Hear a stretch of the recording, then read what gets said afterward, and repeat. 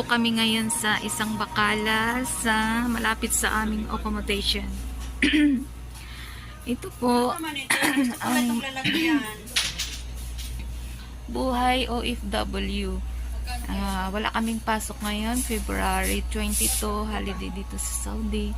Kaya wala kaming pasok. Bumaba kami ng aking kasama kasi may binili kami dito sa bakala. Malapit lang sa amin. I like only this one. Ito po yung aming may binili po kami para gagawa po kami ng juice. Ito yung biskuit nila, oh. Biskuit. Tapos, yan. Yan. Tapos ito. Yan. Bibili po kami ng aming gagawing juice. Tapos, pagkain namin. Kasi wala na kami pasok bukas Friday.